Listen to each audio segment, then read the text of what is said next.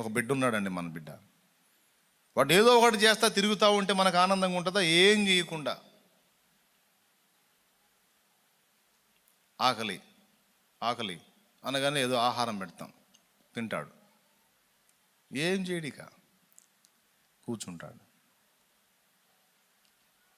కాళ్ళు నొప్పులు వేస్తే అటు ఇటు నడుస్తాడు, మళ్ళీ వచ్చి కూర్చుంటాడు. మంచినీళ్ళు నీళ్ళు అంటాడు, నీళ్ళు ఇస్తాం. తర్వాత ఏదన్నా కాయ తినాలనిపించింది, ఫలానా పండు అంటాడు, తీసుకొచ్చి ఇస్తాం, తింటాడు.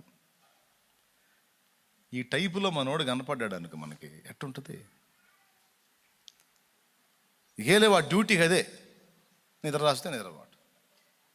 ఖచ్చితంగా మనం అనుకుంటే ఇడు పేషెంట్ అని, వీడికి ఏదో రోగం అని. వాడిని బట్టి మనకు ఆనందం ఉండదు. అంటే వాడు ఏదో ఒక వర్క్ చేస్తూ ఉండాలా. ఏ పని చేయకుండా ఖాళీగా కూర్చుంటే వాడు పేషెంటుల జాబితాలోకి వెళ్ళిపోతాడు. దేవుడు కూడా మానవుడిని నిర్మించింది ఒక బృహత్తర ప్రణాళిక కోసం, ఏ పని లేకుండా ఖాళీగా ఉంచేదానికి కాదు. నిర్విరామంగా వర్క్ నడుస్తూనే ఉంటుంది. చాలామందికి తెలియని ఒక రహస్యం చెప్పన్న, దేవుడు కూడా ఖాళీ లేడు. దేవుడు కూడా ఖాళీ లేడండి. ఆయన కూడా నిర్విరామంగా వర్క్ చేస్తూనే ఉన్నాడు. అసలు ఇంకా చెప్పాలంటే మనందరం ఎవ్వరం చేయలేనంత వర్క్ చేస్తున్నాడు ఆయన. పట్టుమని 2 పిల్లల్ని పెంచలేక జుట్టు బీక్కుంటున్నాం. లింగులింగుమంట 2 పిల్లల్ని, కానీ ఆ 2 పిల్లల్ని పెంచలేక జుట్టు బీక్కుంటున్నారు నేటి తరపు ప్రజలు. మన అమ్మోళ్ళ సంగతి చూస్తే 8 మందిని, 1/2 డజన్ మందిని, 1 డజన్ మందిని కానీ అలాగే పెంచేశారు. సరే, వాళ్ళకు కూడా ఒక పరిమితి, 10-12 మంది. కానీ 20 మందిని పెంచడం వాళ్ళకి కష్టమే. 20 మందిని మొన్న ఏదో పేపర్లో చూశాను, ఒక ఆయనకి 46 మంది పిల్లలు ఉన్నారు. 46 మంది పిల్లలు. టెన్షన్ పడకండి, ఒక్క భార్య కాదులే, 3-4 ఉన్నారు. దేవునికి స్తోత్రం కలుగును. అల్లే మళ్ళీ మీరు ఆందోళన పడారు. అంతమంది ఉన్నారు. మొత్తాన్ని కలిపి చిన్న సైజు కూటం పెట్టినట్టు నిలబడ్డాడు. ఇంకా ఆయన కూటం పెట్టుకుంటే ఎవరు రావాల్సిన అవసరం లేదు అసలు. అయితే గొప్ప సంగతి ఏంటంటే ఆయన క్రైస్తవుడు కాదులే, ఆయన వేరే మతానికి చెందినటువంటి వ్యక్తి. మనకు ఆ ఛాన్స్ దేవుడికి లేదుగా. ఒక పురుషునికి ఒక్క స్త్రీ, ఒక స్త్రీకి ఒక్కడే భర్త. ఏమంటే ఈ భూమి మీద మనం ఒక 20 మంది పిల్లల్ని పెంచాలంటే అయిపోతాం. కానీ కోట్ల మంది మనుషులను, అంతకంటే ఎక్కువ సంఖ్యలో ఉన్న దూతలను, సకల చరాచర ప్రాణికోటిని, ఒక సముద్రాన్ని మీరు తీసుకుంటే ఎన్ని లక్షల కోట్ల ప్రాణులు ఉంటాయో మనం చెప్పలేం. కానీ ఆ ప్రాణులన్నిటికీ ఆహారం ఆయనే సరఫరా చేస్తున్నాడు. ఇది వాస్తవమా కాదా? పక్షుల్ని పోషించేది ఎవరు? సముద్రంలో ఉన్న సకల చరాచర ఆ సముద్ర ప్రాణుల్ని పోషించేది ఎవరు? చేపలకు ఫుడ్ పెట్టేది ఎవరు? కుక్క పిల్లని ఒకదాన్ని పెంచుకున్నాం అనుకో, పాపం అది పెద్ద అయ్యేసరికి ఎన్నిసార్లు ఎండుద్దో దాని కడుపు. ఎందుకంటే ఒక్కోసారి అమ్మ పెట్టుద్దులే అని పిల్లలు పెడతారులే అని అమ్మ దాన్ని ఎండగట్టుంటారు ఎప్పుడో ఒక కుక్క పిల్లని. అరే ఇంత పెద్ద ప్రాణికోటిని ఆయనే డైలీ వాటికి ఎన్నిసార్లు ఆహారం అవసరమో, నీరు అవసరమో అన్నిసార్లు ఆయనే పెడుతున్నాడు. దేవునికి స్తోత్రము గానము అనే పాటలో చుండు పిల్ల కాకులకు ఆయనే ఆహారం ఇచ్చువాడనే మాట ఉంటుంది. కీర్తనలో ఒక కీర్తన, అది కీర్తన 147వ కీర్తన 9వ వచనం. పశువులకును అరిచిచుండు పిల్ల కాకులకును ఆయన ఆహారం ఇచ్చుచున్నాడు. బాబా ఇంకేం కావాలి నీకు? ఆయనే ఆహారం పెడుతున్నాడు. చేపలకు ఆయనే, పక్షులకు ఆయనే. ఏమండి, పాము కనపడితే కర్ర తీసుకొని చంపిన దాకా మనశ్శాంతి ఉండదు మనకి. దానికి కూడా ఆయనే ఫుడ్ పెడుతున్నాడు.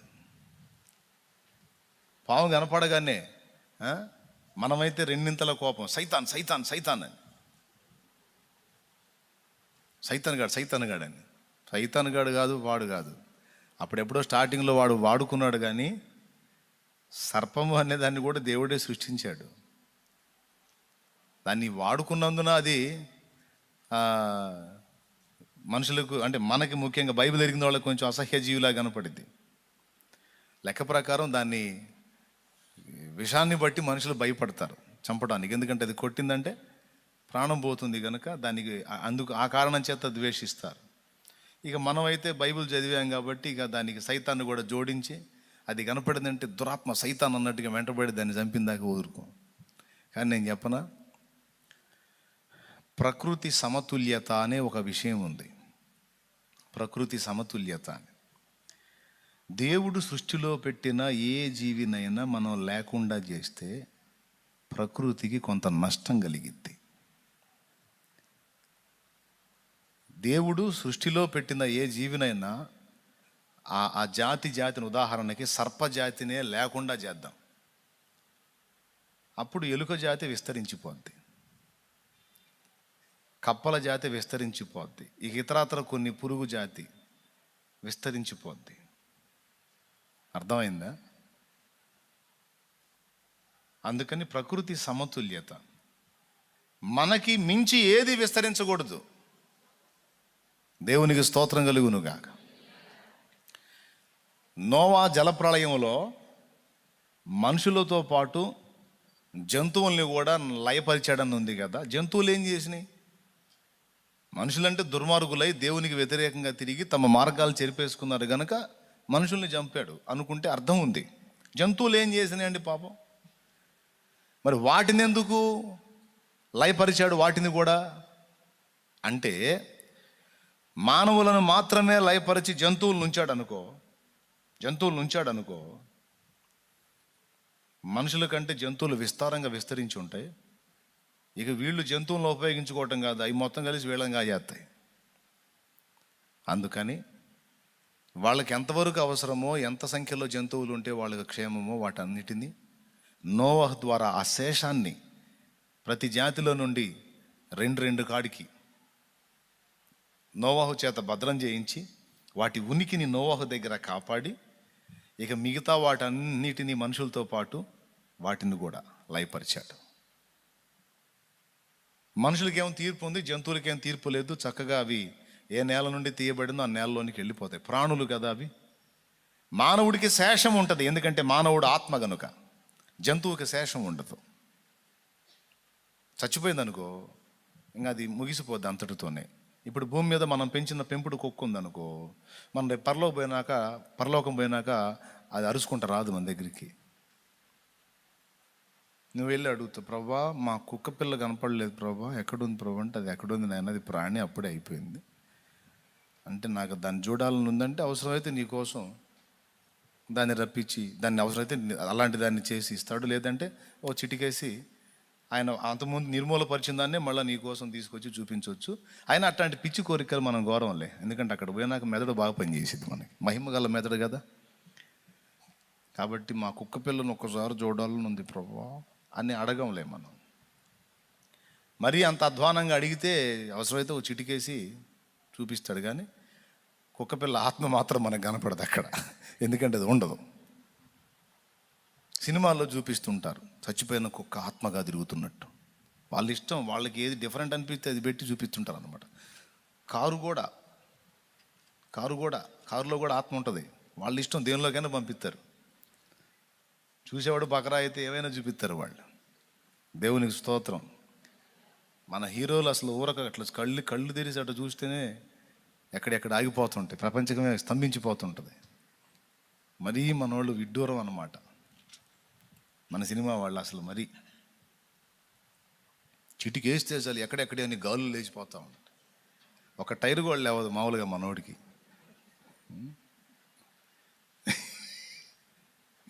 మరీ అంత వింతో చూసేవాళ్ళు ఉంటే ఏమైనా చూపిస్తారు వాళ్ళు. అది పరిస్థితి.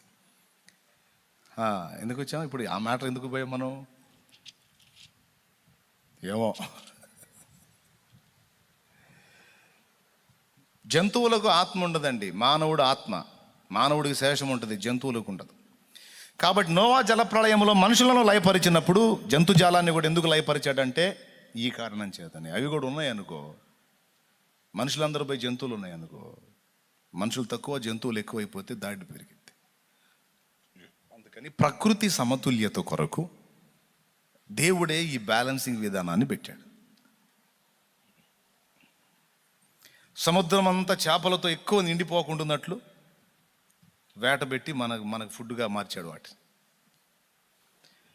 ఎలుకల కోసం పాముని, మళ్ళీ పాముల సంఖ్య ఎక్కువ కాకుండా మళ్ళీ డేగలను పెట్టాడు.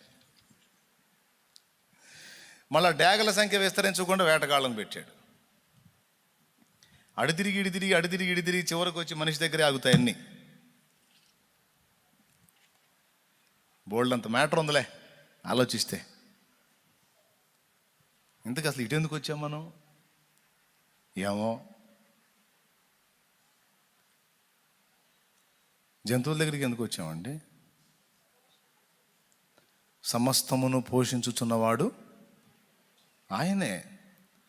ఇద్దరు పిల్లల్ని కానీ వాళ్ళని పెంచడానికి గందరగోళం అయిపోయాం మనం. ఇంతమంది మనుషులను సృష్టించినటువంటి దేవుడు మనుషులందరికీ కూడా ఎప్పటికప్పుడు ఆహారం ఆయనే అందిస్తూ ఉన్నాడు.